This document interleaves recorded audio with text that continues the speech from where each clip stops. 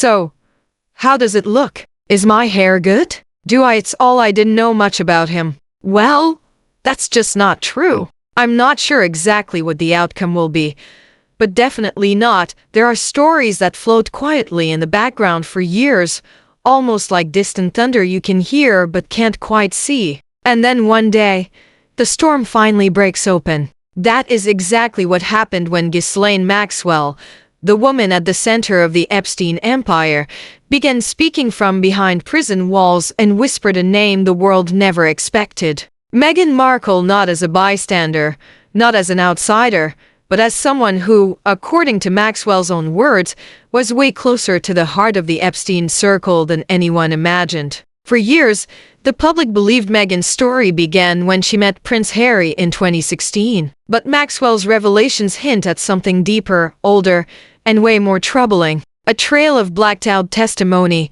hidden meetings, and a past that someone somewhere desperately wanted erased. This isn't tabloid talk. This isn't internet gossip. This is the part of the story that was locked away in sealed files, whispered in courtrooms, and buried under classified markings. And today, that story begins to unfold. Because to understand the truth behind Meghan's sudden rise, her unexpected entrance into royal life, and why her name appears in the shadows of a case involving some of the world's most powerful people, we have to start where everything was first erased, with the missing hours.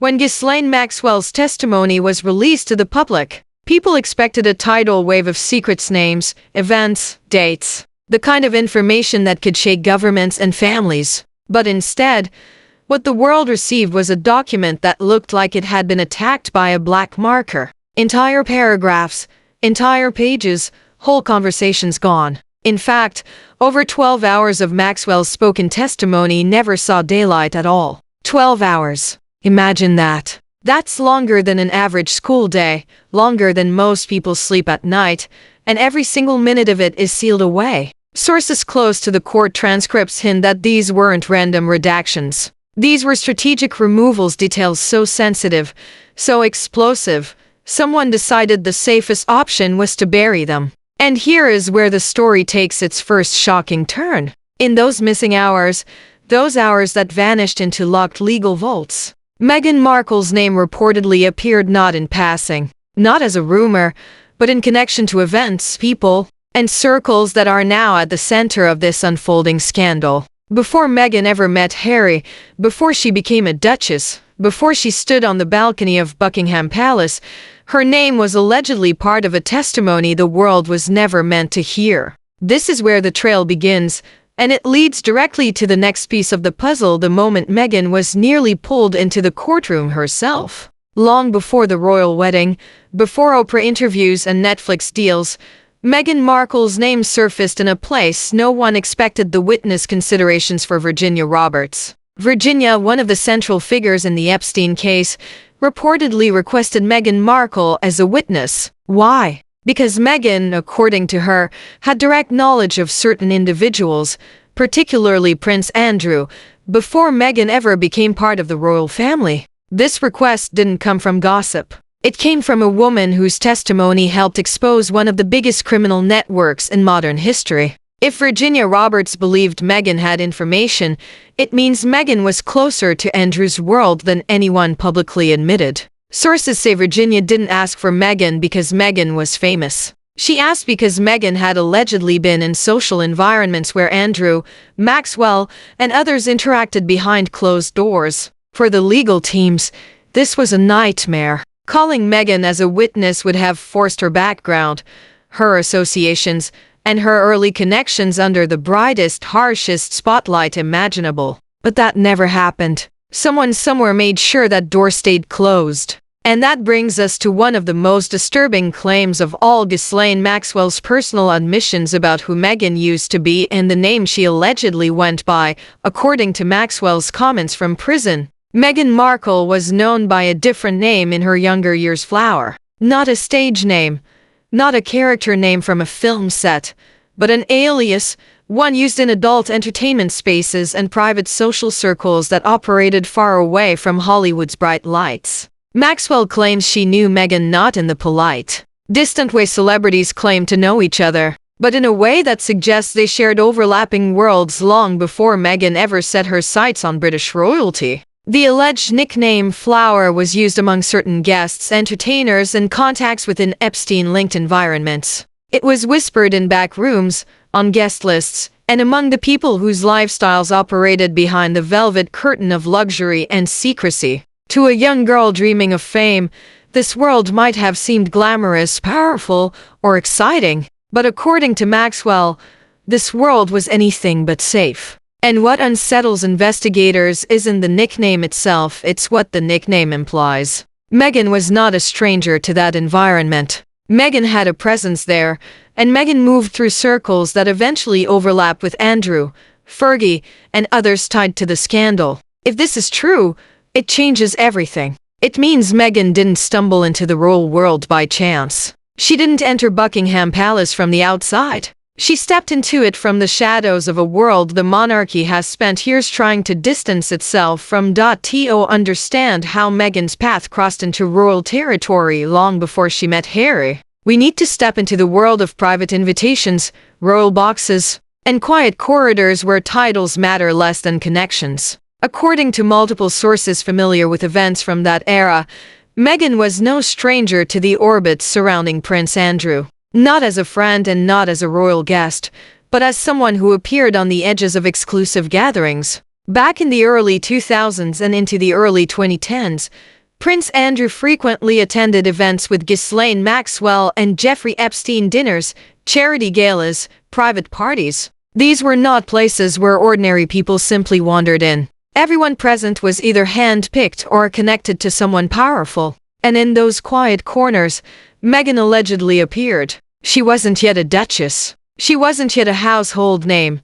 But she was an actress trying to climb the ladder, navigating a world where introductions mattered more than resumes. This isn't about her being romantically linked to Andrew, that is never claimed, but it is about her being close enough to witness the people, the atmosphere, the unspoken rules of the room. Sources say Meghan was introduced around this time to various personalities who moved effortlessly between Hollywood, New York, and royal circles. And more importantly, she interacted with people who were also tied to Andrew and Maxwell. It wasn't front-page news. It wasn't even a footnote. It was just a quiet presence in the background, one that would later become incredibly significant when Virginia Roberts asked for Meghan as a witness. Because those early interactions meant that Meghan saw more, heard more, and knew more than the public ever imagined. And if Andrew was the doorway to these circles, then there was someone else standing right beside him, someone who knew Meghan longer than any royal ever admitted.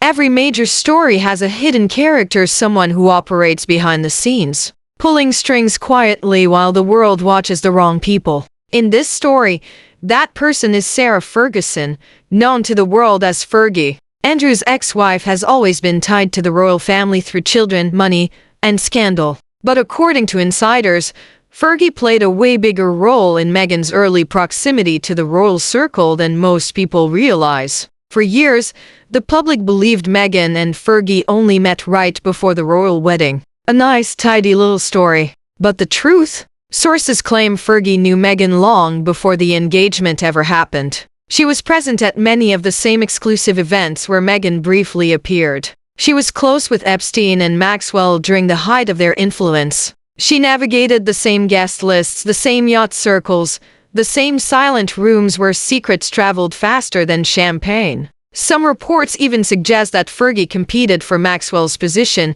seeking influence in the same network of wealthy and powerful men. This isn't about jealousy or rivalry. It's about access. Fergie understood the value of being near powerful people. And Meghan, she was a young actress with ambition and a willingness to be in the rooms where her career could change. But there is also another layer. Some sources say Fergie later body blocked Meghan from getting too close to Andrew once Meghan's profile started rising. Whether it was protection or rivalry, no one can say for sure. But what is clear is this: Fergie had known Meghan. Fergie had seen Meghan's world. And Fergie understood the connections Meghan had before the rest of the royal family ever learned her name. And that leads directly to the night everything changed, the night Meghan's path collided with Harry's in a way that seemed spontaneous but may not have been. If the Epstein circle was the dark ocean beneath the waves, Soho House was the glittering boat floating above it. Exclusive,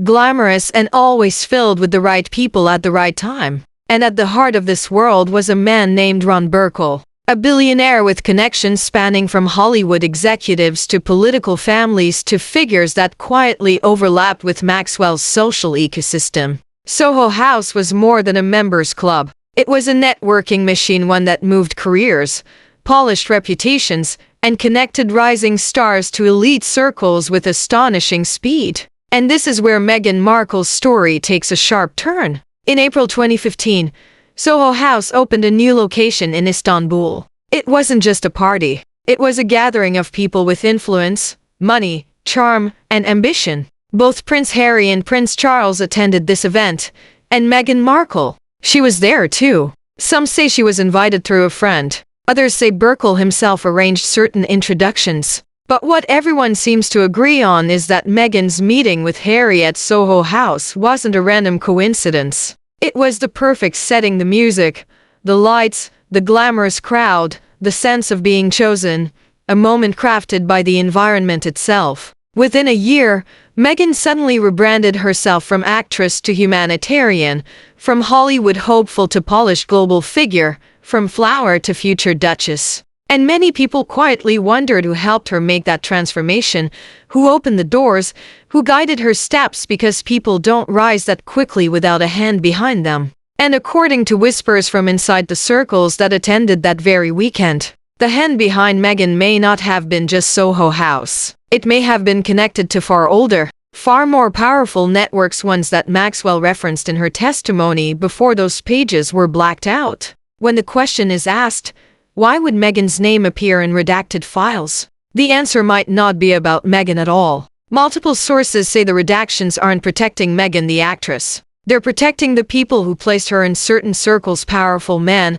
influential donors, international financiers, names from Hollywood, New York, London, and royal-adjacent networks. If Meghan was in these environments as a young woman, even briefly, then she might have seen or heard things that could embarrass people far higher on the pyramid. And this is where the tension rises, because according to insiders, Meghan carries memories, connections, and conversations that are extremely dangerous in the wrong hands. Not because she wanted them, but because she was there. She saw the faces. She heard the whispers. She understood the dynamics of the room she entered. So the redactions didn't seal her name because she is a threat. They sealed her name because she is a witness. And witnesses, especially ones who later become duchesses, must be controlled, guided, and managed. In this view, Meghan's rapid rise wasn't a fairy tale. It was a placement, an arrangement, a strategy designed to elevate her away from the environments where she started.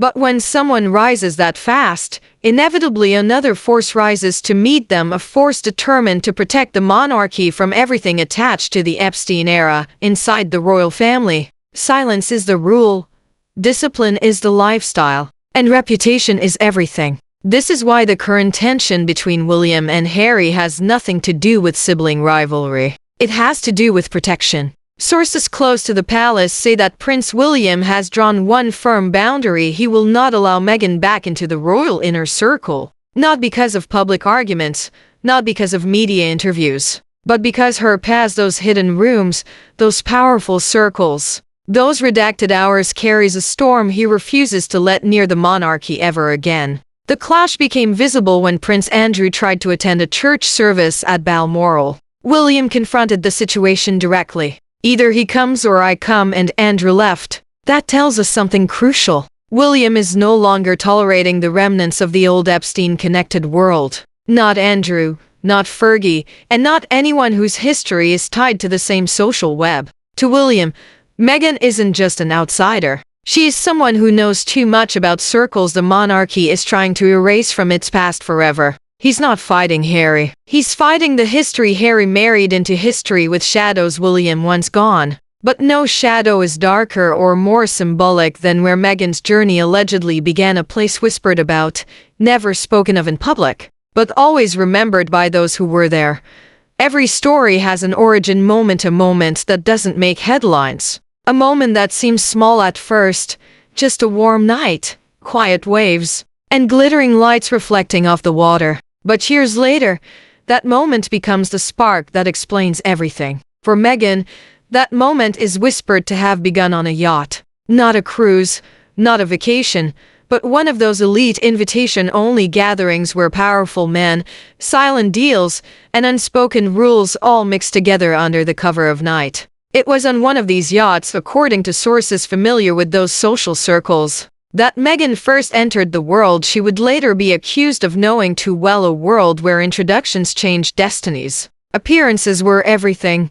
Favors were traded quietly. Young women were noticed, tested, and placed. Imagine it. The soft music, the expensive perfume in the air, the sound of glasses clinking, and the young actress named Flower standing beneath the golden lights, never realizing that every face she met that night would later shape her future. From that moment onward, Meghan was no longer just an actress. She was someone the powerful recognized, someone they watched, someone they quietly moved from one circle to another. And years later, when she walked into Harry's life, she didn't come as a stranger. She came as someone who had already seen the world he spent his entire life being protected from. That is why the redactions matter. That is why Virginia Roberts wanted her as a witness. That is why Maxwell's statements cause shockwaves. And that is why the royal family now stands divided. Because Meghan Markle isn't dangerous for what she did. She's dangerous for what she knows. And as more voices speak from prison cells, courtrooms, and sealed files, the storm that started on that yacht is rising again. The question now is not whether Meghan's past will resurface. The question is how much more of it the world is finally ready to hear.